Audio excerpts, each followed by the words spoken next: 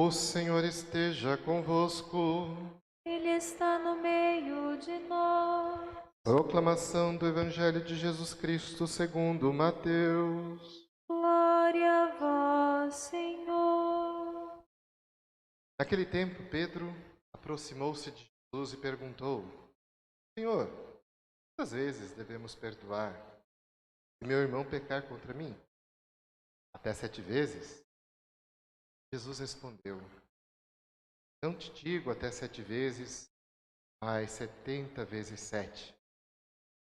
Porque o reino dos céus é como um rei que resolveu acertar as contas com seus empregados. Quando começou o acerto, trouxeram um que lhe devia uma enorme fortuna. Como o empregado não tivesse com que pagar, o patrão mandou que fosse vendido como escravo, junto com a mulher e os filhos, tudo que possuía, para que pagasse a dívida.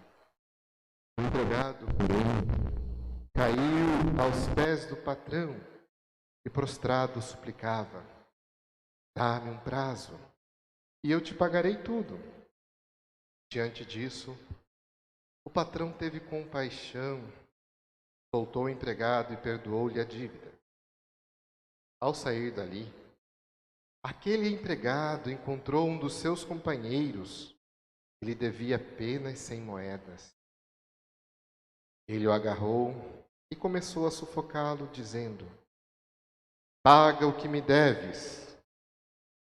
O companheiro, caindo aos seus pés, suplicava: Dá-me um prazo, e eu te pagarei. Mas o empregado não quis saber disso. Saiu e mandou jogá-lo na prisão, até que pagasse o que devia. Vendo o que havia acontecido, os outros empregados ficaram muito tristes. Procuraram o patrão e lhe contaram tudo. Então o patrão mandou chamá-lo e disse-lhe: Empregado perverso, eu te perdoei toda a tua dívida, porque tu me suplicaste. Não devia tu também ter compaixão do teu companheiro, como eu tive compaixão de ti? O patrão indignou-se e mandou entregar aquele empregado aos torturadores, até que pagasse toda a dívida. É assim que o meu Pai que está nos céus fará convosco, se cada um não perdoar de coração o seu irmão. Palavra da salvação. Glória a vós, Senhor. Queridos irmãos e irmãs, Mateus, cada evangelista, tem um estilo de anunciar a mensagem de Deus. Mateus ele faz uma relação entre Jesus e Moisés. E assim como Moisés foi o libertador da tirania, da opressão do Egito e de Faraó, Jesus vai de forma mais radical e profunda nos libertar da tirania do diabo, do seu mal, do seu mundo mal. E esse processo, então, Mateus vai colocar em 5 momentos, para lembrar que Jesus é um novo, quase como um novo fundador. Ele não vem fundar uma religião, mas ele vem fundamentar-nos no coração de Deus e deixa 5 gestos, 5 modos, 5 orientações para que o cristão consiga viver melhor. Então, Moisés tinha deixado 5 livros no Antigo Testamento, chamado Torá, ou Pentateuco, os primeiros 5 livros. Jesus vai deixar então 5 sermões em Mateus. O primeiro sermão, por exemplo, é para comparar a antiga lei com a nova lei. Se o antigo mandamento norteava a vida do judeu a partir do não mates, não roube, não cobices, não deseje mais do que tem, o novo coloca um caminho diferente, na alegria, na felicidade. Jesus, por exemplo, no Sermão da Montanha vai dizer: felizes os pobres em espírito, felizes os pacíficos, felizes os misericordiosos, feliz o homem e a mulher sedento de justiça, Felizes quem promove a paz no mundo. Então, um caminho totalmente diferente, porque agora está baseado na nova lei, na lei do Espírito, que nos impulsiona a criar um mundo novo, o reino de Deus. E a partir daí, então, Mateus vai desenvolvendo essa nova orientação a partir de Jesus. Coloca isso em 5 grandes sermãos. Depois vai vir o sermão missionário, o sermão parabólico. E da semana passada para cá a gente está meditando o chamado sermão da comunidade. E trata da nossa relação, da nossa vivência, do nosso conviver. E a gente sabe que conviver nos faz crescer, mas também revela muitas coisas que é difícil para a gente e precisa amadurecer. E uma dessas coisas são as relações feridas, machucadas, as relações que muitas vezes são marcadas por traumas, por dor, por traição, né? Por deslealdade. E que vai exigir de nós um amor mais intenso, mais profundo. Por isso a palavra perdone, donare, doar. Per é intenso, é um amor mais profundo, é um amor mais intenso, né? Um amor mais difícil, mais comprometido, mais exigente, por assim dizer. Então, esse evangelho vai refletir para nós a maneira da gente encontrar um estilo de vida que é o estilo de vida de Jesus. E veja então que Jesus, antes de romper ou de superar os instintos ao qual nós estamos ligados pela criação, ele vai mostrar que já na Sagrada Escritura havia uma forma inteligente de perdoar. Por exemplo, a primeira leitura hoje diz que até o pecador, até o pagão, sabe o quanto é mal o ódio, o rancor e a raiva. Ou seja, eu não preciso ser cristão para me dar conta o quanto faz mal odiar, ter raiva, cultivar a ira e o rancor em relação a alguém. A própria medicina, por exemplo, hoje já consegue falar das doenças psicossomáticas, as doenças que estão relacionadas com a dor da alma e que afeta o corpo. Por exemplo, o câncer. A raiz, muitas vezes, de alguns cânceres é fruto de um trauma na alma, de uma ferida na alma. Então, a gente precisa trabalhar muito, ter muito cuidado com esses sentimentos, essas emoções, os afetos podem ser destrutivos, podem levar a doenças psicológicas profundas. Por isso, então, a primeira leitura nos ilumina que até mesmo no mundo pagão, no mundo não cristão, o perdão é algo racional. É não permitir que o mal do outro penetre no meu coração. Veja só, isso é bacana, é racional. É quando eu não permito que o que o outro faz me afete dentro de mim. Então, até o pecador tem cuidado com o ódio e com o rancor. A gente pega, por exemplo, na tradição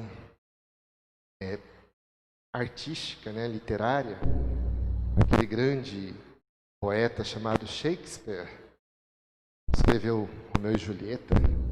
Certa vez Shakespeare disse assim que o ódio é o veneno que eu bebo esperando que o outro morra. Olha o perigo. O ódio é o veneno que eu estou bebendo, cultivando esse veneno de mim, esperando que o outro morra. Então não vale a pena a gente ficar cultivando esses sentimentos que vai destruindo-nos por dentro, vai destruindo a imagem de Deus dentro da gente. A gente precisa trabalhar de alguma maneira para tirar esses maus sentimentos, essas emoções e afetos desordenados que nos tira de Deus. Também outros filósofos, né? Por exemplo, Freud vai falar também do instinto de sobrevivência, né? A busca do prazer e evitar a dor. Tem toda uma dinâmica também errada, às vezes, ou limitada, para lidar com isso. Mas o ser humano ele busca, né, sair desses problemas ruins. E agora hoje a gente está vendo por um outro ângulo, iluminados pela graça divina, a partir de Jesus, esse novo sermão que nos impulsiona ao perdão que vem de uma relação com Deus, de uma união com Deus. Então, se racionalmente a gente já sabe que o ódio não faz bem, qual a maneira que Jesus prega-nos para que a gente faça uma relação mais profunda, mais bela, mais perfeita? Jesus coloca para nós uma comparação, faz uma parábola, a gente usa a palavra assim, né, na teologia, hiperbólica, hipérbole, né? São figuras de linguagem exageradas, para que a gente se dê conta, para que a gente tome consciência. Veja, ele fala que um homem devia 70 milhões, vamos dizer assim, né? Um dinheiro impagável, uma dívida impossível de ser paga. E o outro devia 100 moedas. Ou seja, é uma relação totalmente desproporcional. E as falas dos dois são iguais, né? Esse homem que tinha uma dívida impagável, se ajoelha nos pés do patrão e pede perdão, e o patrão o perdoa e o torna livre. E depois, alguns segundos depois, esse mesmo homem perdoado tem uma relação totalmente desproporcional com o seu próximo. Veja, gente, aqui nós estamos entrando no coração, na raiz daquilo que diagnostica nosso coração cristão. Perigo da nossa forma de rezar, o Pai Nosso, por exemplo.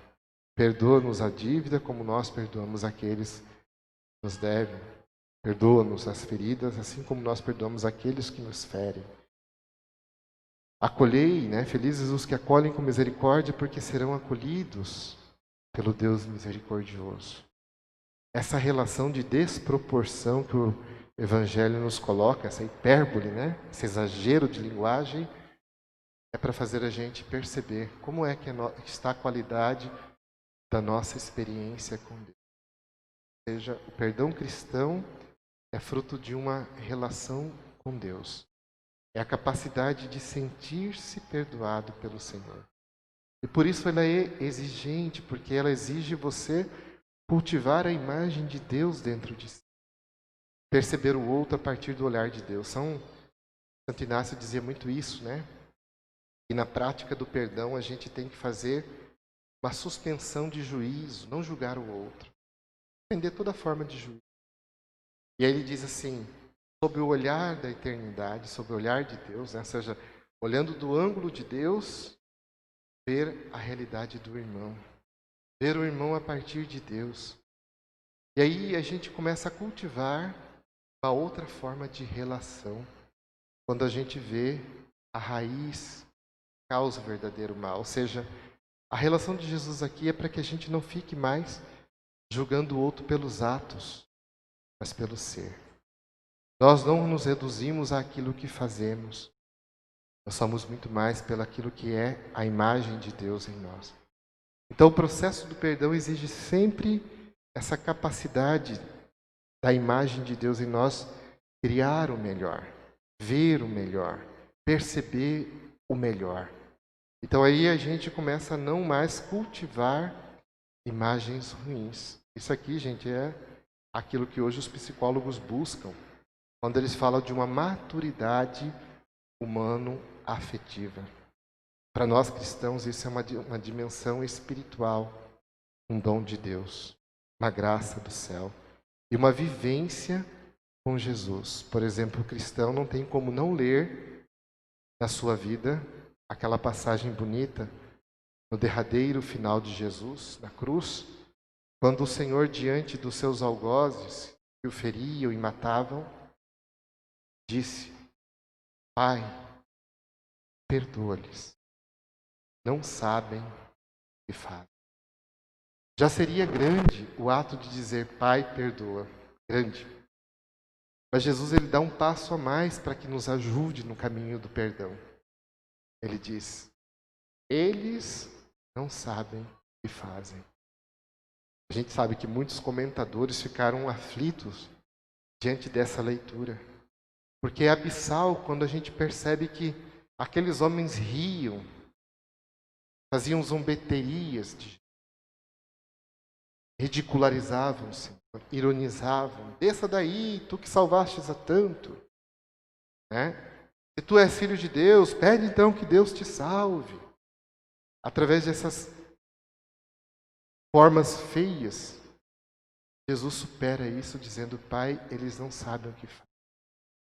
É aqui que está o verdadeiro modelo psicológico, espiritual e maturo do homem cristão, do homem que vive em Deus.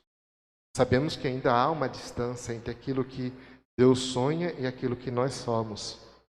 Mas também tem que ter o desejo, já não sou eu que vivo, mas é Cristo que vive em mim. Então viver essa vida em Cristo, como Paulo fala na segunda leitura, né? Vivo ou morto, pertencemos ao Senhor. Se vivemos é no Senhor que vivemos, se morremos é no Senhor que morremos. Quer dizer, configurar-me ao ser de Jesus significa olhar para esse mistério que abalou e abala até hoje muitos comentadores da Bíblia, para entender isso. Como é que Jesus não só perdoou, o que é grande, mas justificou o pecador.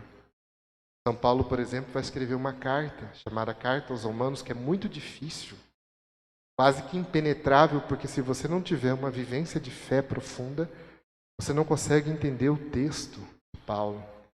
Quando no capítulo 8, Paulo diz: Deus amou tanto o mundo e derramou sobre nossos corações o Espírito do Filho e clama Abá em nós. Por que Paulo faz isso?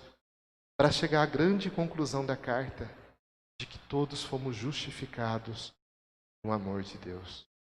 Esse mistério da justificação de um Deus que não busca em nós defeitos, mas vai na raiz do nosso ser, vai na profundidade da nossa essência. Pai, eles não sabem o que fazem. Ou seja, Jesus dá uma nova leitura, uma nova interpretação do pecado. Isso é para quem quer crescer na vida de fé. Veja, então eu não estou aqui, gente, partindo do drama que a gente vive, né? Cada um sabe o drama que é perdoar, né? Perdoar não é sentimento, é vontade. Isso aqui a gente vai na confissão, o padre vai falar isso é normal. Né? A gente sabe que é um processo, que é lento, a pessoa machuca, a gente fica magoado, a gente não quer falar com ela, né? E vai na missa e comunga, e coloca aquela pessoa lá no cantinho do quarto, do escuro, né? da alma, e é como se aquela pessoa nunca mais existisse. Mas veja, é um humano, mas não é um maduro. O que Jesus está nos dando aqui é uma nova chave de leitura para entender o perdão a partir de Deus. Ou seja, quem peca não sabe ainda. Mesmo esse ato ruim é um ato que nega quem ele é. É um ato que machuca e que fere. É um ato que, mais do que afirmar quem somos, desvela o quanto desconhecemos de nós mesmos. Somente quem faz o mal, ou seja, aqueles que fazem mal, ainda não têm consciência profunda da imagem de Deus dentro dele. Por isso, então, Jesus consegue justificar e amar o pecador.